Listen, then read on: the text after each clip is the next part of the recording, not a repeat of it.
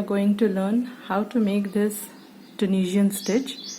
I'm calling it the Tunisian petal stitch because of the stitch that it makes.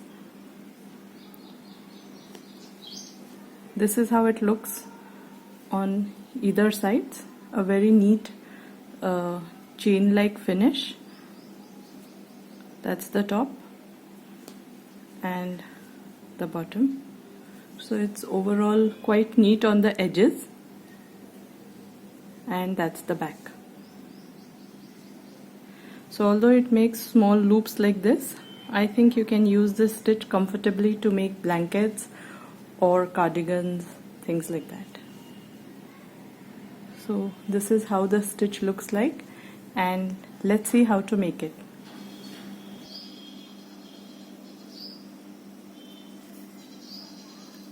So I'm Arundhati and welcome to Yarnstitchcolour. Let's begin on making the Tunisian petal stitch. To do that, we are just going to simply make a slip knot, place it over our hook and make a chain in multiples of 5 plus 3.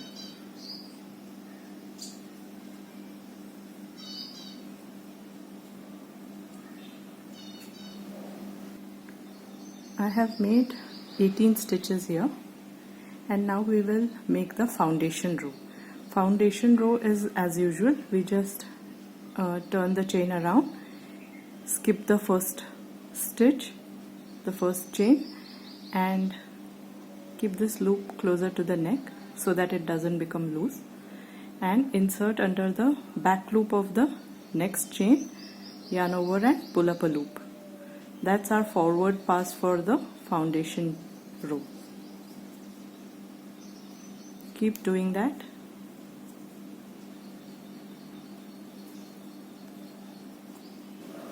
So we've finished the forward pass, and now we will begin on the return pass. So the return pass usually is chain 1 and then yarn over, pull through 2, right?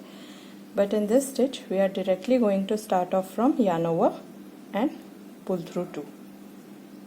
So when you do that, remember, if you need, you can always attach a stitch marker to this first loop. Okay, we did a pull through 2, right? So on the first one I have attached a lockable stitch marker. Then simply yarn over, pull through 2 across, yarn over, pull through 2, yarn over and pull through 2. Do this till we reach the end. This is how the foundation row looks like. Now we will make row 1, and that is nothing but a simple Tunisian stitch. So if you find any stitch here that I'm going fast or something like that, I will leave links to detailed tutorials for those particular stitches, and if you are new, you can of course practice from there too. So now we are going to do a simple stitch. So simple stitch is nothing but we skip the first one because it has a adjacent loop on the hook, and we will insert under the vertical bar of the next stitch, yarn over and pull up a loop. Insert under the next one, yarn over and pull up a loop. Okay, so every vertical bar from the previous row will have an adjacent loop on the hook.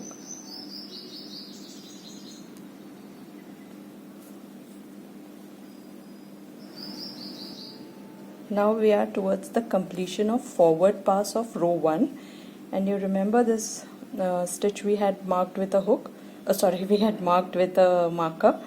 So you can remove that marker, hold on to that stitch and insert behind both the vertical bars, the front and the back. That's the front and the back, both vertical bars. And this is what we usually do with a lot of Tunisian stitches. So in a way, nothing new there. Now we are going to do the return pass for row 1.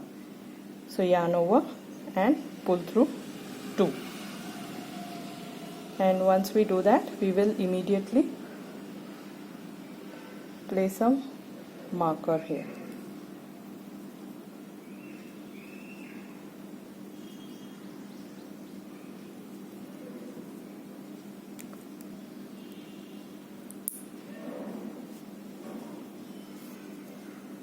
And then just yarn over and pull through 2. Yarn over and pull through 2. Okay, we will do that across the row till the end. That's how it looks after row 1 is complete. So our foundation and row 1 both are complete. Now we will begin with row 2, and this is where we start making the pattern. This is how it is going to look. So what happens is, in row 2, when we start making the pattern, we will pull together stitches of row 1, these 4. So then you will only be able to see the foundation row, which looks like a simple stitch. Okay, so these stitches which look pulled together and like start to form the petal, they are from row 1. Alright, so once we make, it will be a little more clear. The first stitch here is going to be a purl stitch. To make a purl stitch, we will take the yarn in front and hook behind it. We will insert, it's as simple as this, even if it looks difficult.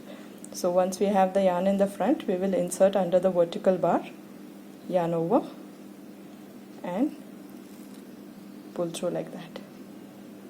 That's a purl stitch. I will leave a detailed video for this too, a link I mean. Now we will go on to form the petals base with these 4 stitches. So insert under the first one, yarn over and pull up.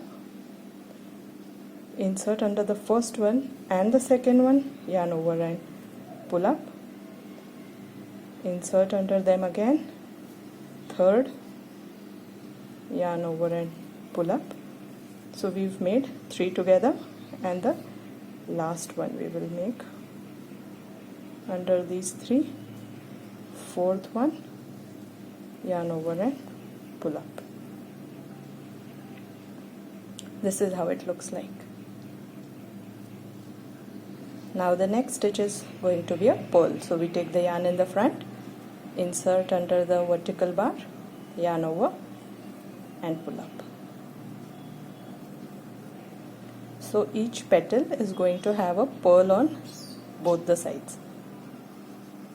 Now next is again for the petal, so simple, insert under this first one and the second, simple stitch, insert under 3, simple stitch, insert under all these 3 and the fourth, yarn over and simple stitch.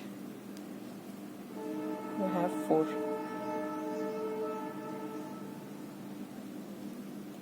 Then we do a purl. Do this, continue making this till the end of the row.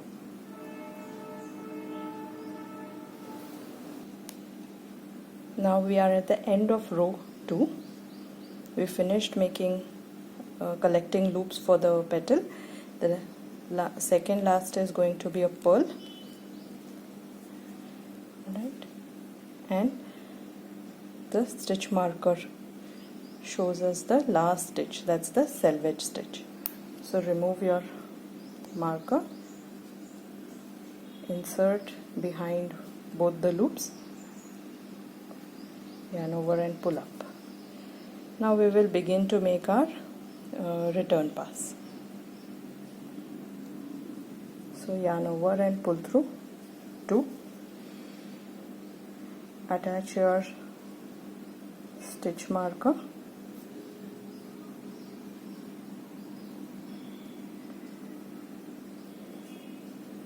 and continue to yarn over and pull through 2. pull through 2 till the end of the row. Here we have completed row 2. Now we will make row 3. We will do a purl in the purl. So the first one is a purl stitch and a Tunisian simple stitch in the next 4. So just that.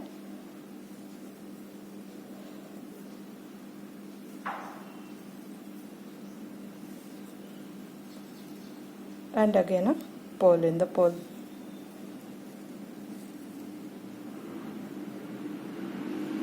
Do that till the end of the row.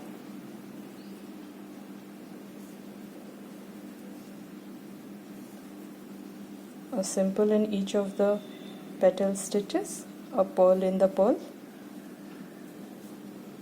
and that's it.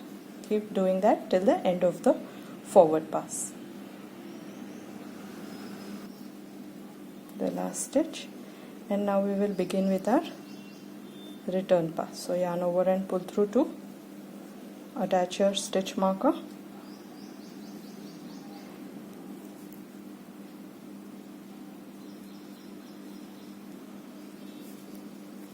yarn over, pull through 2. Continue to do that till the end of the row. We finished row 3 here. Now row 4 and 5 are going to be exactly as row 3, but just that we won't have these petal startings. We will directly do a simple stitch in these. So for row 4 and 5 you can remember a purl in a purl. So the first one is a purl stitch and a simple in a simple. So the next 4 are going to be simple stitches.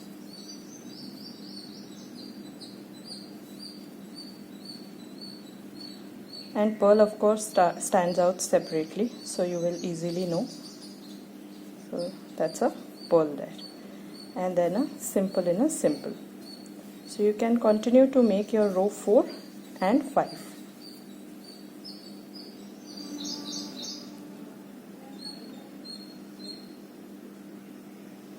This is how it looks at the end of row 5. Now we will make row 6, which will be same as row 2. So we make a purl,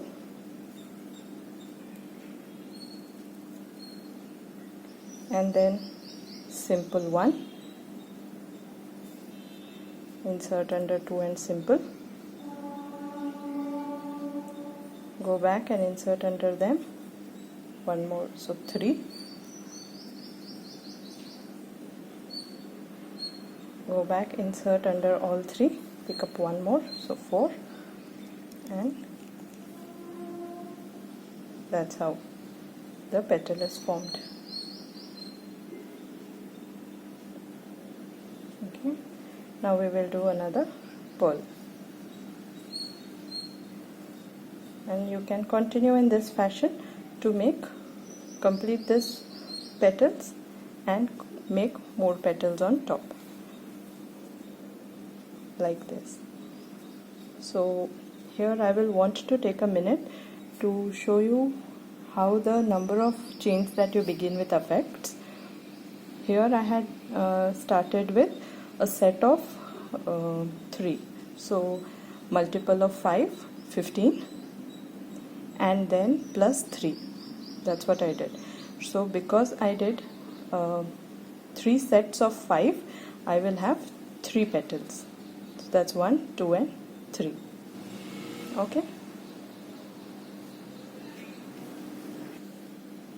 So now I have completed row 6 and the petal looks completed. After row 6 you can repeat row 3, 4 and 5, then again make a repeat of row 2. That's how the petals keep forming to make a fabric like this. Okay, so it is actually a repeat of row 2, 3, 4 and 5. Now I'll show you if you want to close this panel or the swatch, how do you close it. So after you have finished repeating row 2, go ahead and repeat row 3.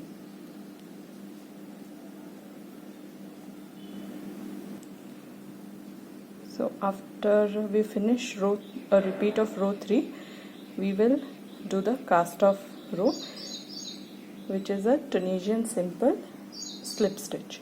So we insert under the vertical bar, yarn over and pull up.